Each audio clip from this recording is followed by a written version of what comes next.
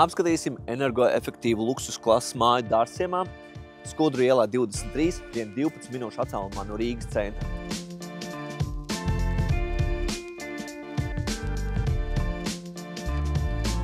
Tātad pa pašu īpašumu. Īpašums sastāv no 1700 kvadrātmetru liela zemes gabala un uz tā atrodas 400 kvadrātmetru liela dzīvojamā māja. Ejam, apskatīsim.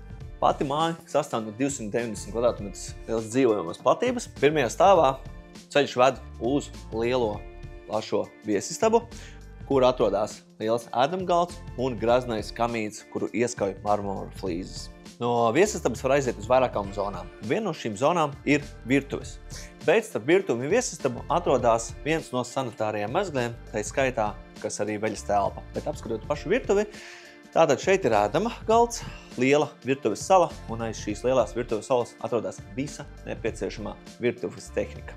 Nākošā zona, kas ved no viesistabas, ir šī ārā terase, kas ir iekļauta alumīnija profila konstrukcijā, un visi šie stikli, kas apkārt redzami, viņi visi bīdāmi. Savukārt šī zona tiek sadalīta 3 daļās, kas ir ēdamzona, tepatās ir chill, un tieši tāpatās var izmantot kā ārā sporta inventāru. Un no ārā terases mēs nonākam jūsu personiskajā spa centrā, kur mums liela džakūzi ir, sauna un 2 sanitārie mezgli.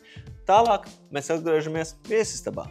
Nonākot otrajā stāvā, mēs apskatīsim galveno māsteru guļamistabu, kurā atrodas liels sienas skapis ar savu personisko kamīnu un atsevišķo sanitāro mezglu, kurš nav jādala kopā ar bērniem.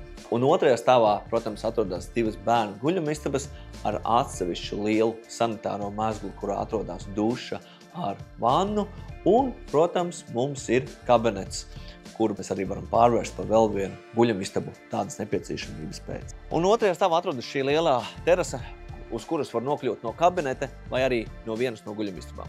Ko ir būtiski piebilst? Mājai 2 garāžas un 2 iebraucamie vārti. Viss ir elektroniski strādā, un katrai garāžai beigās ir savu noliktavas telpa. Nu ko, ja arī tev patika šāda veida īpašums, droši sazinies mani sauc Edrijs Empels, palīdzēšu šo visām formalitātēm un varu palīdzēt arī jums māju pārdot.